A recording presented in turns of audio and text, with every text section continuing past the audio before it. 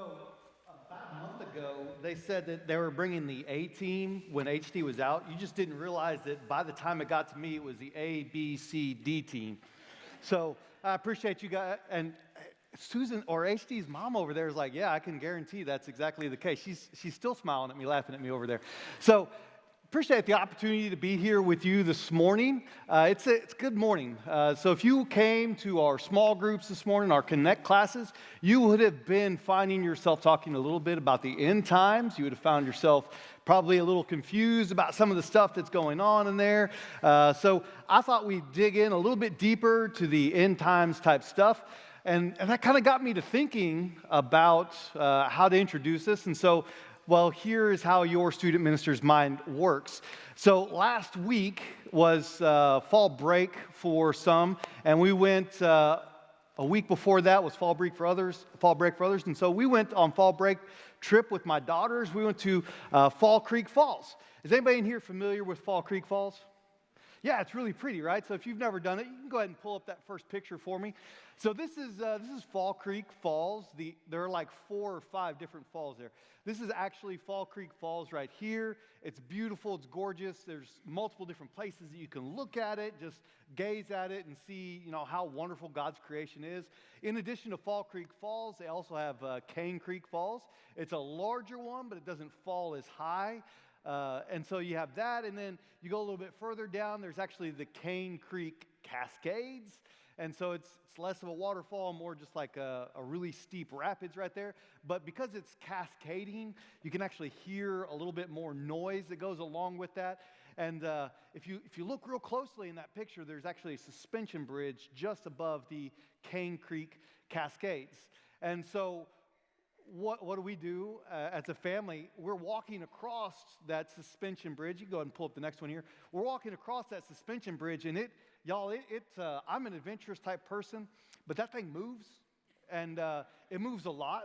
And so I was like, hey, this is kind of fun, and bouncing a little bit. And then I realized that my wife wasn't enjoying the bouncing so much, so I tried to be a little bit less bouncy when I did that. And she got ahead of me, and I was like, you know what, this be a great picture for the family. Let's all stop in the middle of the bridge and take a picture. And so I start yelling at my wife, and she's maybe like 20 feet ahead of me, and I said, Sarah, nothing.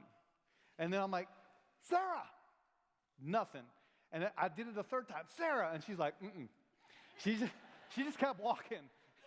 And I thought she couldn't hear me. She heard me every time. I just thought, it's loud here. Maybe she can't hear me. She heard me. She just kept walking. She's like, I'm not doing it. So what you see right there is a picture of us as a family at the very edge of that suspension bridge where it's not moving and swaying in the wind. But that got me to thinking about what are some of the other waterfalls that we're familiar with that we really like. Well, you guys may have ever heard of this one. It's called Broad Creek or Broadmoor Seven Falls. Okay. Truth in advertising, come on. That is supposedly 7 falls. And if you count them, you can see that there's 7 different landing places there. But let's be honest, it's one waterfall. And so I feel like when we went to see that as a child, that I feel like I was jilted a little bit. I was expecting 7 waterfalls, not one waterfall that just fell 7 different times. So there's that. It's really pretty. It's worth going to. And what if you're paying a whole lot of attention, there's even more steps to the side of it. So if you want to go see it, you can see it from different vantage points. This is Niagara Falls. It's very large. There's a lot of water that comes through there, and apparently it gets really loud. And so that's the biggest one in the United States. But then, there are other waterfalls outside of the U.S. And I'm going to butcher these names. I'm just letting you know that I'm going to butcher them. But this is what they call Dishan Falls in China. And so Dishan Falls is really pretty. It is near the border with Vietnam, and during monsoon season, it's just gorgeous. That looks fake, doesn't it? It looks fake. It's one of those places that, somebody has photoshopped something, but no, that's real. That's what it looks like. And then there's another one, if you go a little bit different place, there's called Jog Falls in India, and in the monsoon season, you can hike there, and it's absolutely gorgeous. It's one of the taller ones. You see it plunging 829 feet. That is not something that you want to go cliff jumping off of. that water's not deep enough, and it will hurt when you land at the bottom of that. So that's 829 feet. But there's one that it's on my bucket list. I may never get to go, but it's Victoria Falls in Zambia, Africa. And it is neither the highest nor the largest, but its indigenous name actually means the smoke that thunders. And so there's so much water coming off, and it lands, and it creates so much mist in the air. It looks smoky, and then it's called the smoke that thunders, because you can hear that thing from a long ways away. Well, there's also what they call the Iguazu Falls in Brazil. It's just absolutely massive. It is one of the 7 natural wonders in the world. There are actually 275 individual waterfalls that make up the Iguazu Falls. And the tallest of them falls 269 feet. And in fact, it's actually the 3rd largest waterfall when it comes to volume of water going over the edge. And then, has anybody ever seen the movie Up? You guys know the movie? Okay, go ahead and pull this picture up. I'm pretty sure that is the waterfall they were looking at when they made the movie Up. Literally, I'm pretty sure that's the one that they were looking at. In the house, he fills the helium balloons, and he takes it up there, and it lands on top. I'm pretty sure that they had designed that scene after this. This is Angel Falls in Venezuela. It actually falls 3,212 feet. It is by far the largest waterfall in the world, by far. And I'm really going to butcher this one, but it's the Quetur Falls in Guyana. It's 23,400 cubic feet of water a second, and it falls 741 feet, and it's just gorgeous. And the last one I'm going to show you is the Agrabes Falls in South Africa. Now, the reason that I end with this one right here is because it is during the flood season. It is the loudest waterfall in the world. Best I could understand in my research, it's the loudest waterfall. You can literally hear it because of the canyons around it. You can literally hear this waterfall from 25 miles away. 25 miles away. Put that in perspective, that would be like this church service making so much noise that they hear you in Nashville. Not Madison, Nashville. That's that waterfall right there. Okay, now, why do I bring all this up? Well, today's passage is continuing the theme, everywhere that your foot treads. And today you were talking about the end times, and I wanted to dive a little bit deeper with the end times thing there. And so we're going to be in Revelation chapter 19. In Revelation chapter 19, I'm going to read verses 6 through 10 here. Revelation 19, verses 6 through 10, and you'll catch why this is important, why I brought up the waterfalls. And it says, "Then I heard something like the voice of a vast multitude, like the sound of cascading waters, and like the rumbling of loud thunder, saying, 'Hallelujah, because Lord God, the Almighty, has begun to reign.'" And it says in verse 7, "Let us be glad and rejoice and give him glory, because the marriage of the Lamb has come, and his wife has prepared herself." In verse 8, "She was given fine linen to wear, bright and pure, for the fine linen represents the righteous acts of the saints."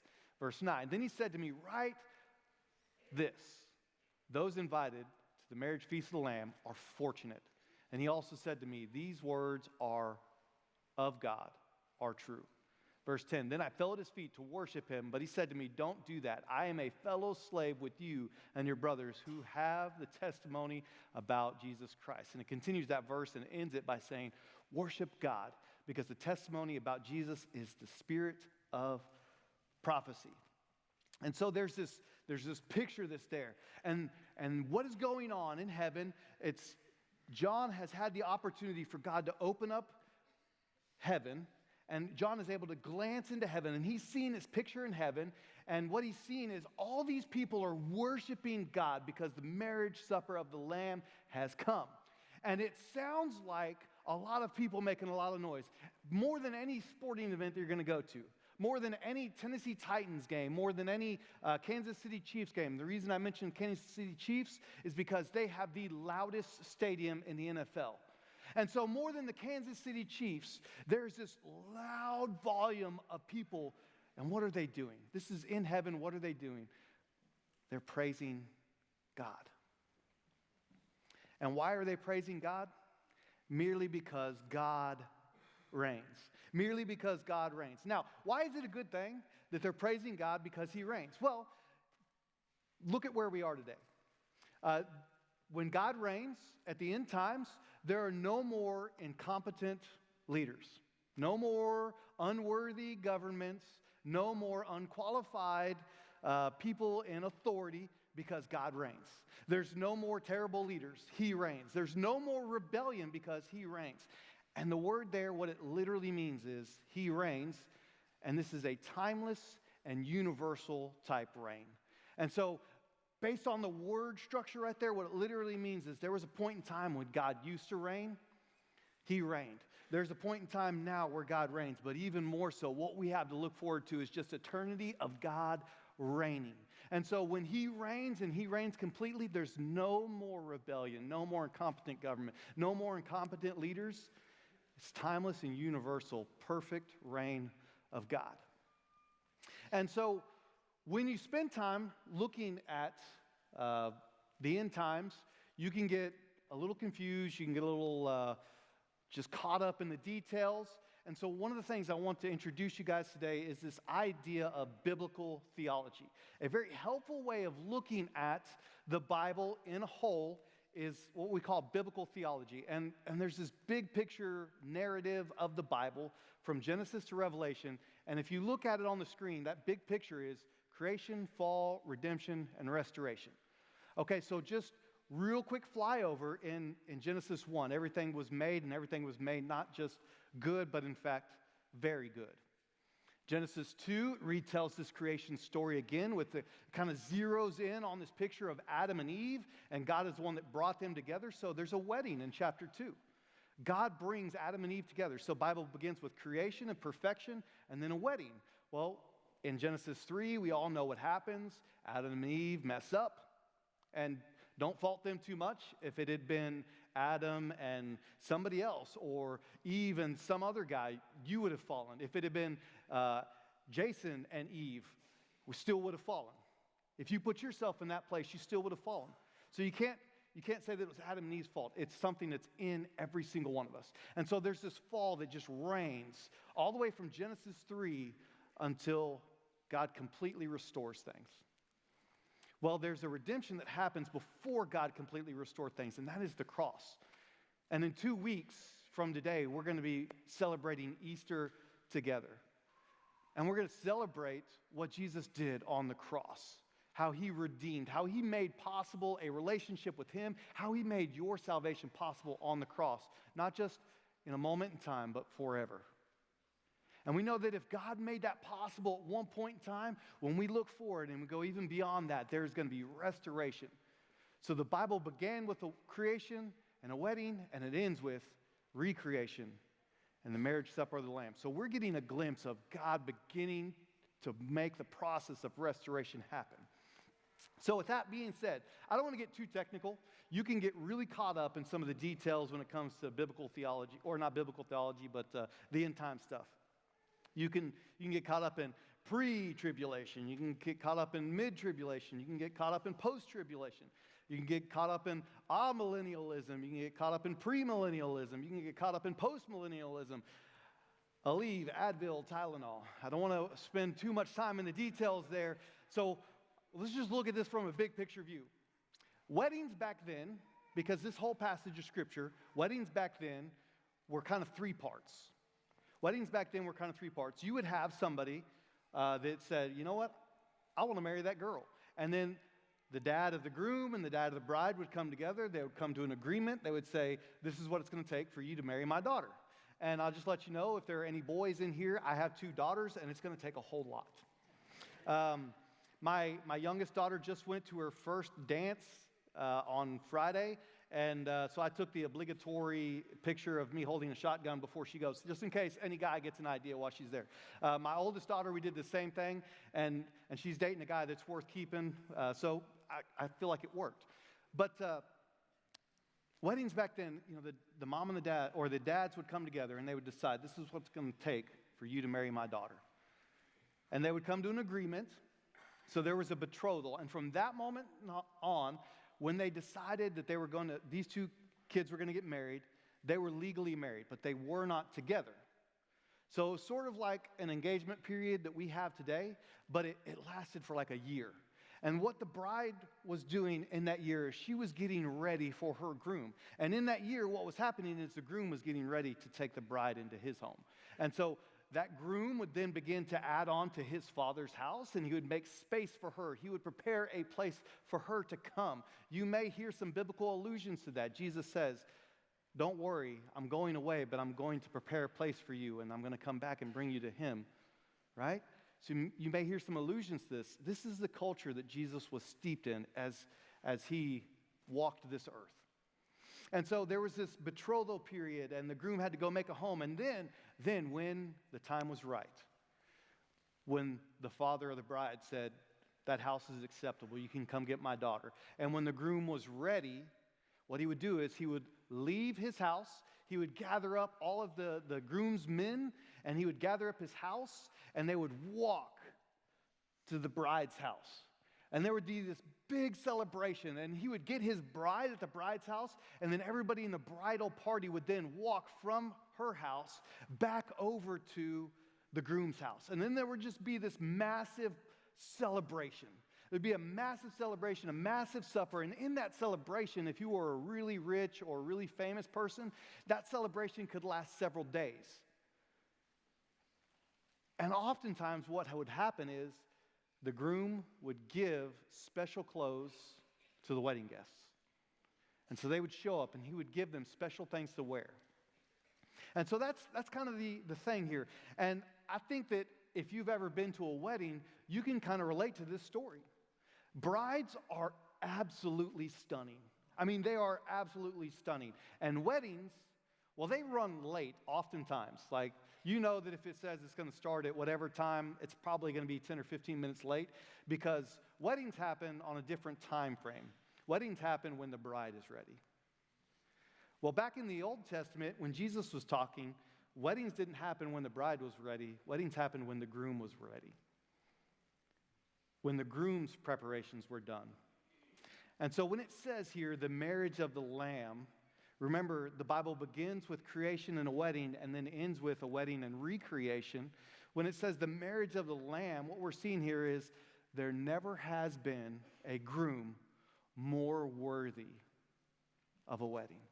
There never has been a groom who has sacrificed more for his bride. There never has been a groom that has been more humble in his pursuit of his bride. There never has been a groom that has been more enduring in his love towards his bride. There never has been a bride that has been a part of a more significant wedding. There's never been a bride that has been to a wedding where the number of guests is going to reach the picture that we're being shown here. There never has been a bride that has been a part of a wedding that needed her groom more than what the bride of Christ does. There never has been a wedding where the bride has waited as long as she has for the wedding to happen. There never has been a bride who has been a part of a celebration like this. This is a beautiful picture of what we have waiting for us at the end times.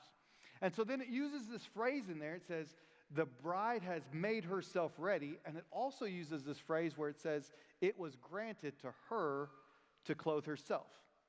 So catch this. This end times marriage supper, this last wedding that's going to happen as Jesus comes back for his bride, us, the church, what's happening here is this is happening because Jesus said, you are mine. That last wedding, that celebration, all that stuff is going on because Jesus looked at you, church, and he said, you are mine. Not necessarily because it's something that you have done that made you worthy. Jesus just looked at you and he's like, you are mine. So this wedding is happening because Jesus said, you're mine. And he gave you clothes to put on of righteousness. And this is happening as you seek righteousness. You making yourself ready, the bride making herself ready, is happening as you seek righteousness, as you seek out doing the things that God has laid before you, as you try to live your lives in a way that honors Him, that is the clothing that is making the bride so beautiful, so lovely, so stunning on this day. So endure hardship. Man, when things get hard, endure hardship because it's worth it. Just trust Jesus. Just obey when it's hard. You may have been waiting a long time for Christ to come, but are you still ready for His coming? When you get saved, there's excitement that's there. When you get saved, there's excitement, there's enthusiasm. You start sharing the gospel with everybody that you know. All of your coworkers, man, they're probably tired of you sharing the gospel, but what we see is there's excitement, there's encouragement. Now, if you're decades down the road in your faith, are you still ready for the groom to come back for you? Are you still serving Him? Are you still doing stuff? Or have you waited so long that you've let something else grab your attention? Have you waited so long and get caught up in the mundane aspects of your life that your job often gets elevated above Christ? Have you been waiting for Jesus' return so long that maybe job hasn't been elevated above Christ, but maybe you're married and you have kids and your kids' sports have then become elevated over Christ, or your kids' activities have been elevated over Christ. Or maybe you're beyond that phase and you're working towards retirement, and what you're worried about is your finances are at the forefront of your mind all the time, and your finances have taken a leadership role over Christ.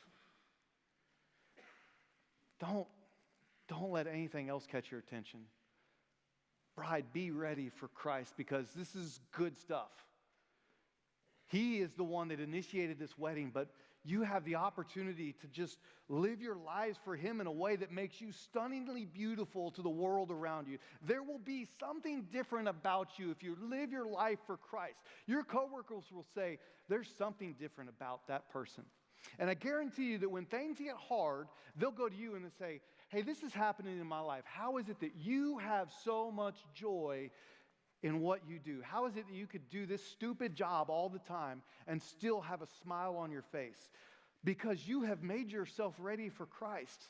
It's no longer just a stupid job that you're going to. It's an opportunity to honor the groom. God is good, and He is worth following. This is good stuff right here. But if you caught that in this passage right here, if you caught it, towards the end of this passage, John actually falls down to worship an angel. He falls down to worship an angel. Now, we are made to worship. As people, we have been designed to worship. God made us not as people that are going to just do our own thing away from God. God made us as people to worship. And so what we see here is John is seeing somebody that is greater, more powerful, more majestic than him, and he falls in worship to him. It's not that the angel isn't more significant and more amazing, majestic than John. The reason that when John falls to worship, the angel's like, don't do that. The reason is because nothing is greater than God. Nothing is greater than God. Other religions fall short. Jesus plus anything equals nothing. Jesus plus nothing equals everything. Let me say that again.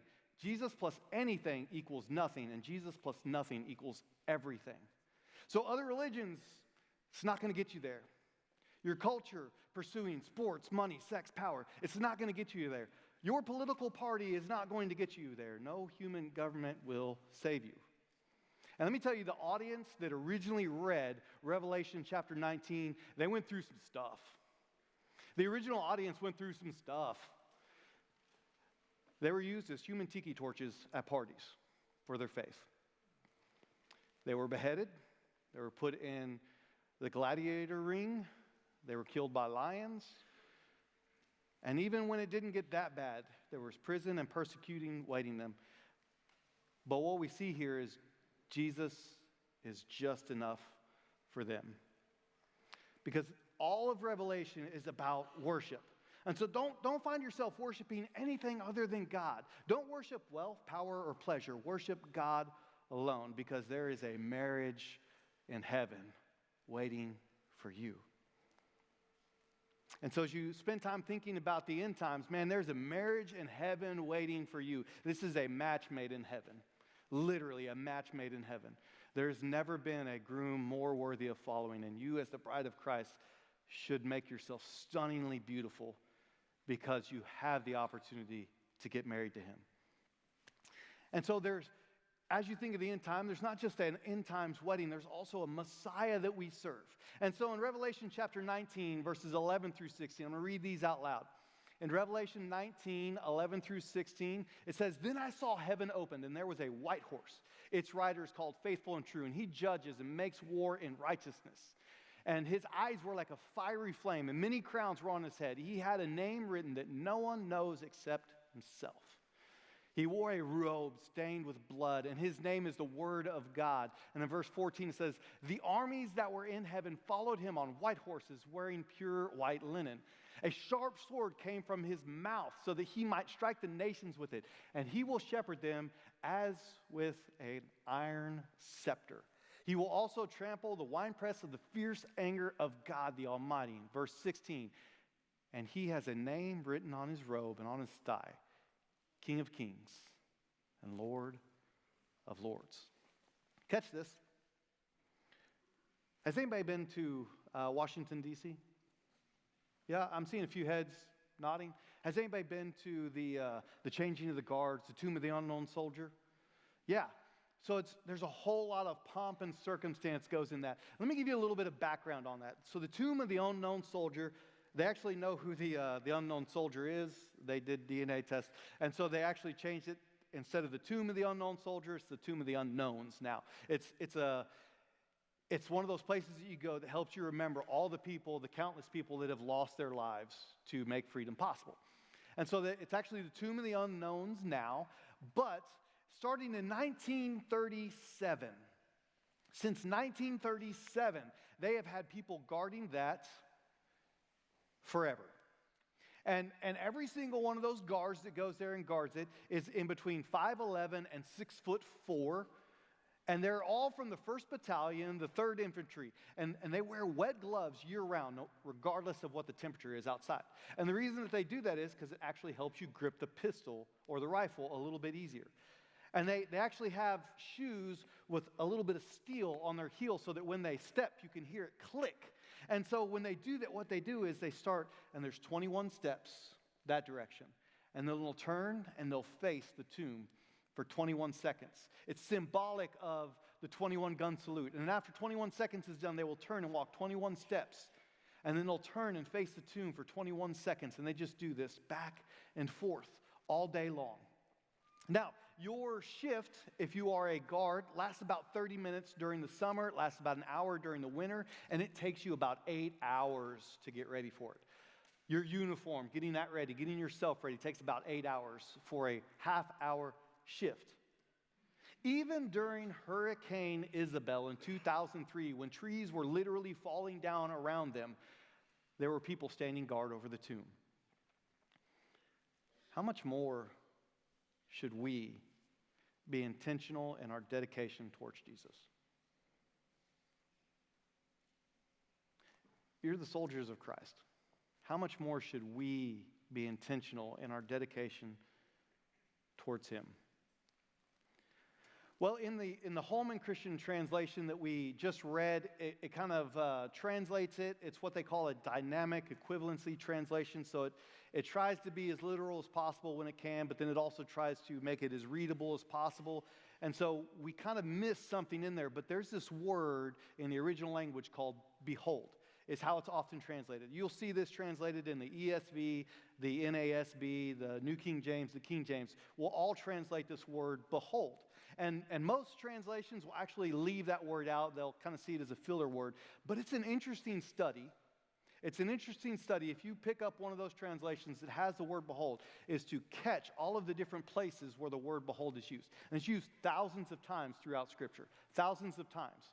And when you think of the word behold, what it means is, hey, stop, pause right here for just a minute and look at what's going on in this Scripture. And so it actually says to behold what's going on right here. This is one of those times that use the word behold. And it's talking about the second coming of Christ. And so it says, pause, slow down, think about what's happening here. What makes the second coming different than the first coming? Well, when Jesus came in the first coming, what did he come on? Some of y'all are awake. I promise I'll only preach as long as it takes you to get a good Sunday nap in. How many people are already asleep? Most of you. All right, fantastic. So, what did Jesus come on the first time? All right, you guys you're waking back up. I get to preach longer. Okay, so what is he coming in on the second time? A white horse. What's the difference between a donkey and a white horse? Well, if you were a king and you were being coronated, when you rode in on a donkey, you were proclaiming yourself to be a king of peace. When you come in on a white stallion, what you are proclaiming is, I'm coming to conquer. First time, Jesus came offering peace to anybody that wants a relationship with him. So everything from the first coming forward is Jesus offering peace to us, rebellious people. He's saying, I offer you peace. And the second time, he's coming back to judge the world. Now, that's hard. And we're going to talk about that. It's hard, but it's good, okay? So the first time he came to suffer for us. Second time he came to conquer. The first time he came, he got humbled. Second time he came powerful. The first time he came and he was rejected by some people. And the second time that he's coming, he's going to be recognized by everybody. The first time that he came, he was incognito. He was a humble baby in swaddling clothes, probably in a cave somewhere, in a feeding trough. Second time around, he's coming in glory. And we know this because look at the descriptions that are being said about Jesus. And these are all what we call the present tense. And so these means that they're not just a singular event, it's something that is ongoing. These are descriptions of Jesus that last for all of eternity. He is faithful and true. Not like Moses. Moses struck the rock a second time and then he couldn't go into the promised land. So he is a faithful and true leader, not like Moses because he's perfect all the time. He's a faithful and true leader, not like David because he's not having an affair and having somebody else's spouse killed off so that he could marry that to hide his sin. He's faithful and true always. He's not like Solomon. There is one bride for Christ, not 1,000 in his harem. He is faithful and true all the time. He is righteous. And this is not the Ukraine-Russian war of ego that lasts 13 months. This is a righteous war that is right. He has eyes of fire. He's pure and he sees everything. He has many diadems. The first time that he came, he set aside his authority so that he could offer peace. The second time that he comes, he is wearing many diadems. He has all authority the second time around. Now, also, in addition to that, it says that there's a name that nobody knows. And it kind of gets obscured a little bit in Holman, but there's a name that nobody knows. Guys, we have an eternity to behold Jesus, and there's a name that we'll never know. And isn't that awesome? Because God is so great, God is so glorious, God is so amazing that we could spend all of eternity beholding him and still never fully know everything about God. That's how much bigger our God is than anything out there. Not only that, there was a sharp sword that came out of his mouth. So in the Bible, there's usually a word translated sword that is like a long knife or a short sword. That is not the one that is being used here. The one that is being used here is like a 4 or 5 foot long sword. I mean, it's an enormous sword that you would use if you were on a horse in the cavalry. So it's 4 or 5 foot long. And this sword is not in his hand. It's in his mouth. And the reason that that's important is because there's a battle coming. It's called Armageddon. And the sword is not in his hand. He is not fighting people in a battle in the traditional way that lasts 13 months. He is fighting them with a sword coming out of his mouth. And what that means is when he judges, it's going to be an instantaneous judgment. The sword in his mouth is him declaring those that have followed him and loved him, he's declaring them clean, holy, and pure, and his for eternity. And those that have made war against him, he is declaring their final state. They have already chosen hell because they have lined up to battle against God. They have lined up, they have chosen war against God, and he says, I'm going to give you what you want. I'm offering peace, but I'm giving you what you want. I came offering peace, but you have chosen war, and so I'm giving you what you want. And so they chose eternity for hell, right? This is not a long battle. This is not a drawn-out battle. This is one person, Jesus, doing battle for all of eternity, and it's over like this. And so there's a marriage supper waiting for us. There is a Messiah that's worth following. But even more than that, there is something in the way that we live our lives that divides us between those that follow Satan, that have chosen war with God, that run away from God, and there's something that's different about those that love Jesus, that have chosen him and have lived their lives for him, and there's a mark that divides. And so look at what it says in Revelation chapter 19, verses 17 through 21. And it says, "Then I saw an angel standing on the sun, and he cried out in a loud voice, saying to all the birds flying high overhead, 'Come, gather for the great supper of God.'" This is a second supper. This is not the marriage supper. This is a second supper. It says in verse 18, "So that you may eat the flesh of kings, the flesh of commanders, the flesh of mighty men, the flesh of horses and of their riders, and the flesh of everyone, both free and slave, small and great." Verse 19, "Then I saw the beast, the kings of the earth, and their armies gathered together to wage war against the rider on the horse and against his army. But the beast was taken prisoner, and along with him the false prophet who had performed the signs in his presence. He deceived those who accepted the mark of the beast and those who worshipped his image with these signs. And both of them were thrown alive into the lake of fire that burns with sulfur." Verse 21 to end this passage. "The rest were killed with the sword that came from the mouth of the rider on the horse, and all their birds were filled with their flesh." This is a gruesome and heart-rending scene in all of human history.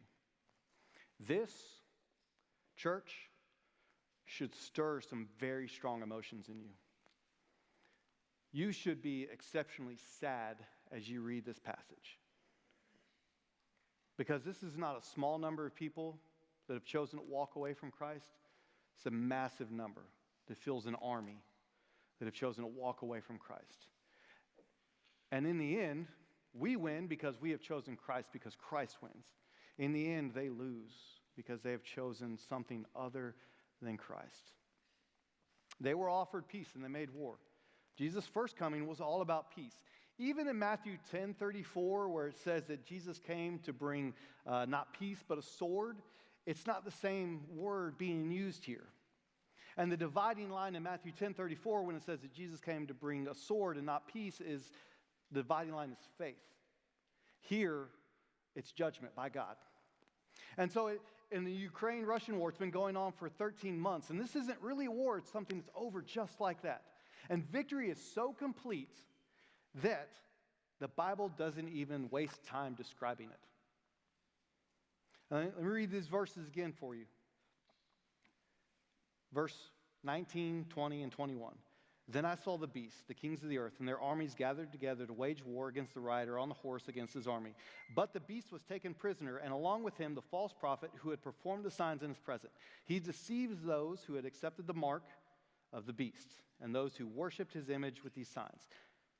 And both of them were thrown alive in the fire that burns with sulfur. And the rest were killed with the sword that came from the mouth of the rider on the horse." This battle is over like that.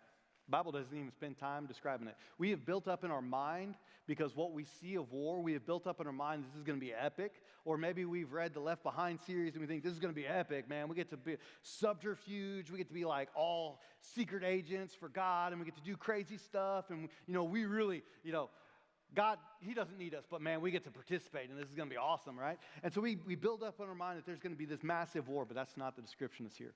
There's one person that does all the work, and it's that quick, and it's over. The Bible doesn't even spend time describing it. And I know this is gruesome. I know this is hard. But let me give you an analogy. Let's say that there was an assassination plot against the President of the United States. Let's say that there was an assassination attempt against the President of the United States. If those people actually attempt to assassinate the president, two things happen. They get convicted of treason, and they get the death sentence. And that's just for a human leader. how much more should an assassination attempt on God be judged? The lover and maker of your very souls. How much more should that be dealt with? These are people that have actually literally branded themselves. The word mark is a word much like the word that's used when you heat up an iron and you brand a horse. These are people that their brand is the mark of the beast. They live unashamed, unapologetically for everything that's against God. They have branded themselves as against God.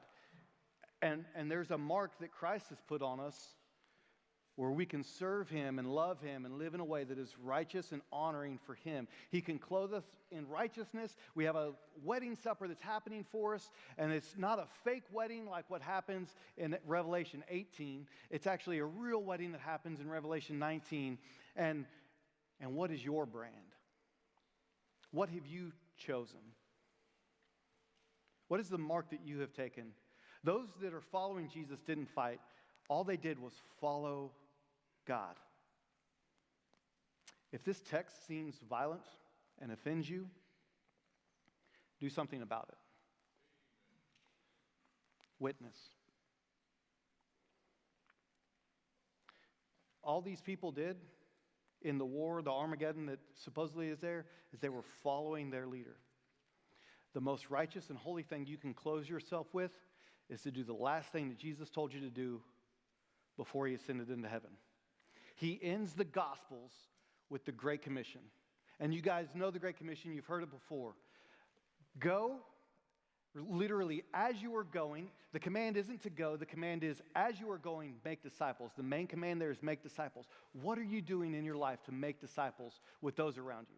Are you in your daily job seeing your job as a holy vocation where God is going to use you to reach those that are lost? And I know I'm looking at some people in this room right now. I'm looking at one right now who works with Muslims, and he has taken his job as a holy vocation, even in all its mundane, ridiculous stuff that he does. He has taken his job as a holy vocation to share the gospel with those that will never hear it. Do you see your job as a holy vocation where God can use it to bring others to Christ? If this passage worries you, do something about it. The last thing Jesus told you to do before He ascended into heaven.